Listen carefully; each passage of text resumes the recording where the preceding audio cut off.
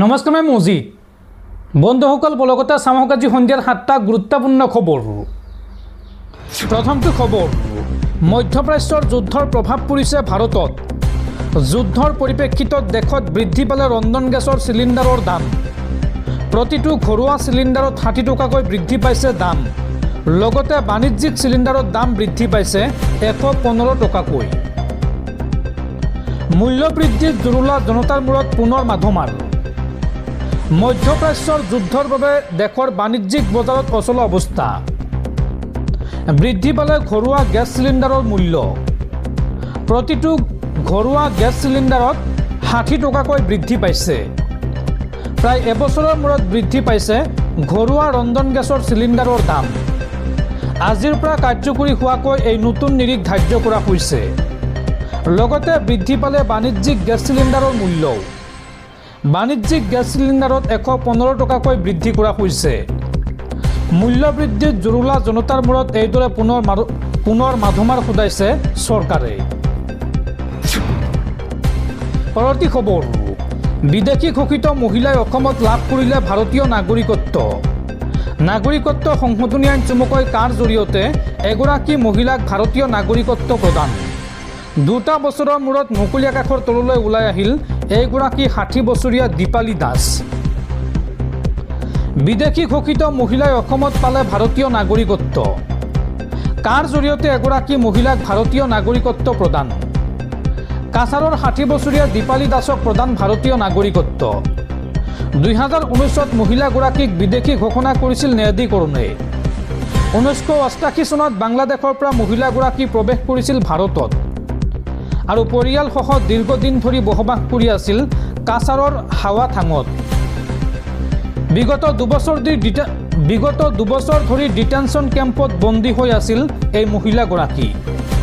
শিলচৰ কেন্দ্ৰীয় কাৰাগাৰৰ ডিটেনশ্যন কেম্পত বন্দী হৈ আছিল এইগৰাকী দীপালী দাস।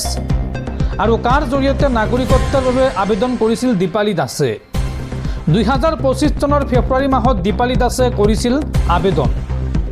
আৰু দুবছৰীয়া তদন্তৰ অন্তত উচ্চ ন্যায়ালয়ৰ নিৰ্দেশত মুকলি আকাশৰ তললৈ ওলাই আহিল দীপালী দাস।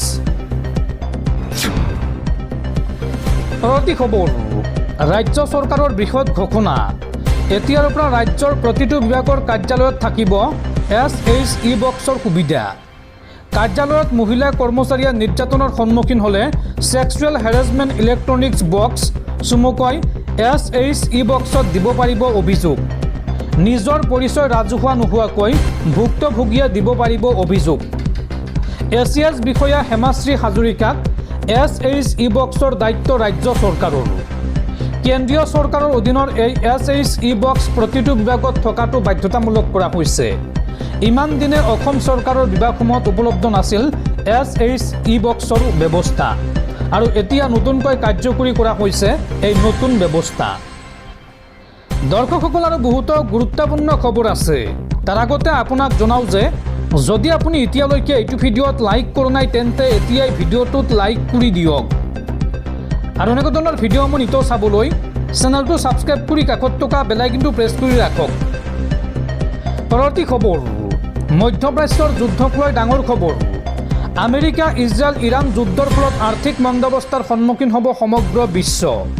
খাৰুৱা তেল বৰ্তমান হৈ পৰিছে যুদ্ধৰ চালিকা শক্তি আৰু মধ্যপ্ৰাচ্যত শক্তি যোগান ব্যাহত হ'লে জটিল হ'ব বিশ্বৰ অৰ্থনীতি। আমেৰিকা, ইজৰাইল, ইৰাণ যুদ্ধৰ আজি 8ম দিন আৰু এই যুদ্ধৰ ফলত আৰ্থিক মন্দাৱস্থাৰ সন্মুখীন হ'ব সমগ্ৰ বিশ্ব। খাৰুৱা তেল বৰ্তমান হৈ পৰিছে এই যুদ্ধৰ চালিকা শক্তি। মধ্যপ্ৰাচ্যত শক্তি যোগান ব্যাহত হ'লে জটিল হ'ব বিশ্বৰ অৰ্থনীতি। অহা সপ্তাহত প্ৰতি বেৰেল তেলৰ দাম $150লৈকে বৃদ্ধি হোৱাৰ সম্ভাৱনা আছে। ইৰাণত এই পৰ্যন্ত এই যুদ্ধৰ ফলত নিহত হৈছে 1200 লোক। লেবাননত নিহত হৈছে 170 জন লোক। আৰু যুদ্ধৰ বাবে ব্যাহত হৈছে মধ্যপ্ৰাচ্যৰ বিমান সেৱা। বহু ভাৰতীয় লোক আবদ্ধ হৈ আছে উপসাগৰীয় অঞ্চলত। ডুবাইবাসীৰ মোবাইলত সঘনে আহিছে মিছাইল নিক্ষেপৰ সতৰ্কবাণী আৰু ঘৰৰ পৰা বাহিৰত নোলাবলৈ সতৰ্ক কৰি দিছে ডুবাইৰ বাসিন্দাক। ইফালে ইৰাণৰ সৈতে যুদ্ধ কৰি বিপদত পৰিছে আমেৰিকা। যুদ্ধৰ মাজতে আমেৰিকাৰ জৰুৰীকালীন তেল ভাণ্ডাৰ হৈছে খালী, গতিকে অত্যাধিক হাৰত দাম বৃদ্ধি পাব তেলৰ। পৰৱৰ্তী খবৰ, সাংবাদিক হত্যাৰ গোচৰত দুখমুক্ত হ'ল স্বয়ম্ভু ভগৱান গুৰমিত ৰাম ৰহিম। 8 বছৰ পাছত ডেৰা হত্যা চৰ্দাৰ মুৰব্বীজনক দুখমুক্ত ঘোষণা পাঞ্জাৱ আৰু হাৰিয়ানা উচ্চ ন্যায়ালয়ৰ। অৱশ্য কিশোৰী যৌন নিৰ্যাতনৰ গোচৰত কাৰাগাৰতে থাকিব লাগিব ৰাম ৰহিম। 2002 চনৰ অক্টোবৰত সাংবাদিক ৰামচন্দ্ৰ ছত্ৰপতিৰ হত্যাৰ গোচৰত 2019 চনত যাৱজ্জীৱন কাৰাদণ্ড বিহা হৈছিল এইগৰাকী ৰাম ৰহিমক। পৰৱৰ্তী খবৰ, 26ৰ নিৰ্বাচনৰ পূৰ্বে অগপ শূন্য হ'ল ৰঙানদী সমষ্টি। জয়ন্ত কাউণ্ডৰ দল ত্যাগৰ পাছতে সমষ্টিটোত পদত্যাগৰ ধুমুহা।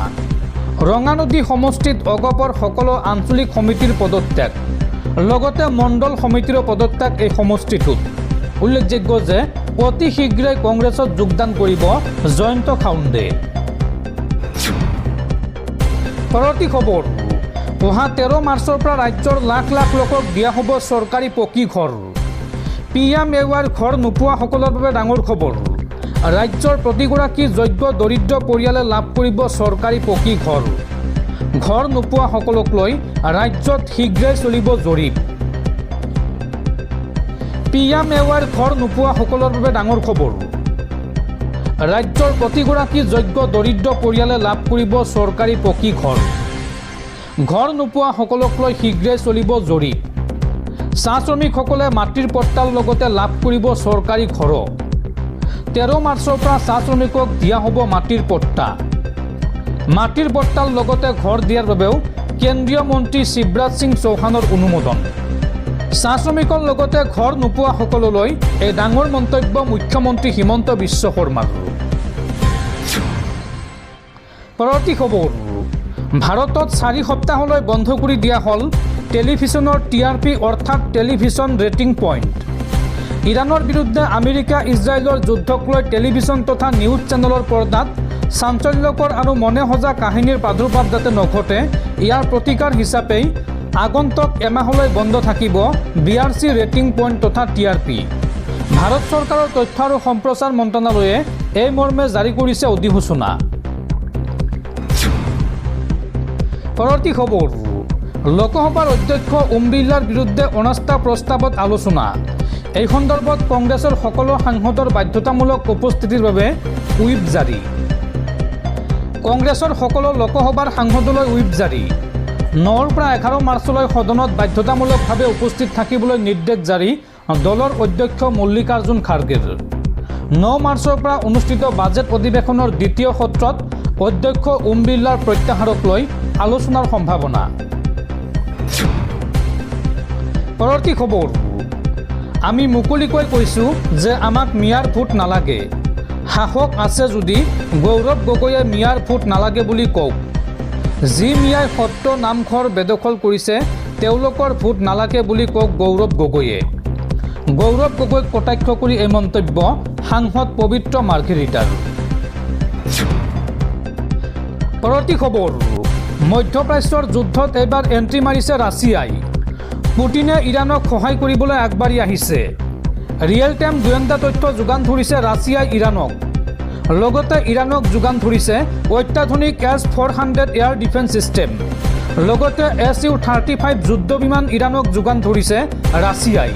আৰু ইয়াৰ পিছত এতিয়া টেনশ্যনত থৰথৰকৈ কঁপিছে মাৰ্কিন ৰাষ্ট্ৰপতি ডনাল্ড ট্ৰাম্প আৰু ইজৰাইলৰ প্ৰধানমন্ত্ৰী বেঞ্জামিন নেতানিয়াহু। মধ্যপ্ৰাচ্যত আৰম্ভ হৈছে মহাবিনাশ, মহাযুদ্ধ আৰু মহাতবাহী। এইবাৰ ৰাছিয়াৰ এণ্ট্ৰি মধ্যপ্ৰাচ্যৰ যুদ্ধত। পুটিনে আগবাঢ়ি আহিল ইৰাণক সহায় কৰিবলৈ। ৰিয়েল টাইম গোয়েন্দা তথ্য যোগান ধৰিছে ৰাছিয়াই ইৰাণক।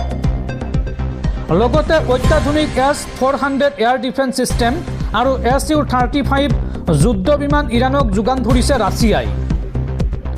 আৰু তাৰ পিছত এতিয়া টেনশ্যনত ট্ৰাম্প আৰু নেতানিয়াহু। হৰমুজত ৰেড লাইন ইজৰাইল আৰু আমেৰিকাৰ বাবে। হৰমুজ প্ৰণালীত দেখা মাত্ৰকৈ ধ্বংস কৰা হ'ব ইজৰাইল আৰু আমেৰিকাৰ জাহাজ। ইফালে নতুন নতুন মিছাইল পৰীক্ষণ অব্যাহত ৰাখিছে ইৰাণে। হাই ৰেঞ্জৰ মিছাইলে বিধ্বস্ত কৰিছে ইজৰাইলৰ বহু প্ৰান্ত। তেল আভিভ, জেৰুজালেম, ৰামাত গান আৰু উত্তৰ ইজৰাইলৰ বিভিন্ন স্থানত মিছাইল আৰু ড্ৰোনেৰে আক্ৰমণ ইৰাণৰ। আমেৰিকাৰ সামৰিক ঘাটিসমূহ এফালৰ পৰা ধ্বংস কৰিছে ইৰাণে। কাটাৰ, বাহৰেইন, কুৱেইট, জৰ্ডান, ইৰাক আৰু ছৌদি আৰৱত থকা US ঘাটিসমূহত বৃহৎ আক্ৰমণ ইৰাণৰ। গাল্ফ ষ্টেটসমূহত ইৰাণৰ মিছাইল আৰু ড্ৰোন আক্ৰমণ। ওমান আৰু বাহৰেইনৰ অসামৰিক আন্তঃগাঁথনি তথা বাণিজ্যিক কেন্দ্ৰসমূহত আঘাত কৰিছে ইৰাণে। ডুবাই আৰু আবু ধাবিত বিস্ফোৰণৰ শব্দ শুনা গৈছে। ৰিয়াদত অৱস্থিত আমেৰিকাৰ দূতাবাসত ইৰাণৰ সমৰ্থিত গোষ্ঠীৰ ড্ৰোন আক্ৰমণ। কুৱেইটত থকা দূতাবাস বন্ধ কৰি দিয়া হৈছে। ইৰাকৰ এৰবিলত থকা হোটেল আৰু বিভিন্ন সামৰিক লক্ষ্যত আক্ৰমণ ইৰাণৰ। যুদ্ধৰ সময়ত ইৰাণৰ কাষত এইবাৰ থিয় দিছে ৰাছিয়া। মধ্যপ্ৰাচ্যৰ যুদ্ধৰ সময়ত ইৰাণৰ পক্ষত থিয় দিছে ৰাছিয়া।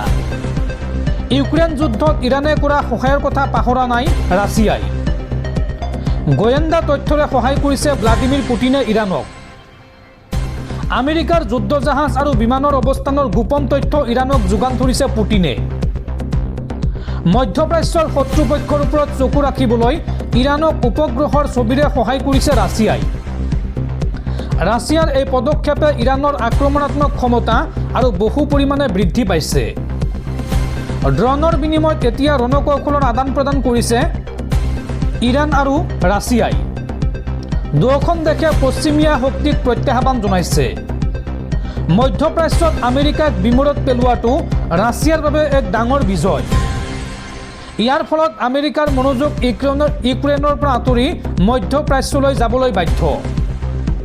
ইউক্ৰেইনৰ খনিজ আৰু সামৰিক সম্পদৰ ওপৰত চকু আছে মাৰ্কিন ৰাষ্ট্ৰপতি ট্ৰাম্পৰ। কিন্তু এতিয়া ট্ৰাম্প ব্যস্ত হৈ আছে মিডল ইষ্ট কনফ্লিক্টত। ইৰাণৰ নিজা উন্নত উপগ্ৰহ ব্যৱস্থাৰ অভাৱত বহু অসুবিধাৰ সৃষ্টি হৈছিল। কিন্তু এই সন্দৰ্ভত সহায়ৰ বাবে আগবাঢ়ি আহিছে ৰাছিয়া। ৰাছিয়াৰ ৰিয়েল টাইম গোয়েন্দা তথ্যই ড্ৰোন আৰু মিছাইল আক্ৰমণত সহায় কৰিছে ইৰাণক। সামৰিক আৰু প্ৰযুক্তিগত আদান প্ৰদান ইৰাণ আৰু ৰাছিয়াৰ। ইৰাণৰ হাতলৈ আহিছে S-400 মিছাইল ডিফেন্স ছিষ্টেম। ইৰাণৰ হাতলৈ আহিছে অৰ্থাৎ ইৰাণক ৰাছিয়াই প্ৰদান কৰিছে S-400 এয়াৰ ডিফেন্স ছিষ্টেম। লগতে Su-35 যুঁজাৰু বিমান যোগান ধৰিছে ৰাছিয়াই ইৰাণক। আৰু যাৰ পৰিপ্ৰেক্ষিতত এতিয়া ইৰাণৰ আকাশমাৰ্গ প্ৰতিৰক্ষা ব্যৱস্থাক অবৈধ কৰি তুলিব। উল্লেখযোগ্য যে 2025 চনৰ জানুৱাৰীত স্বাক্ষৰিত এই ঐতিহাসিক চুক্তিখনে দুয়োখন দেশৰ সম্পৰ্কক এক নতুন মাত্ৰা দিছে। মধ্যপ্ৰাচ্যৰ এই সংঘাতৰ ফলত বিশ্ব বজাৰত খাৰুৱা তেলৰ মূল্য বৃদ্ধি পাইছে।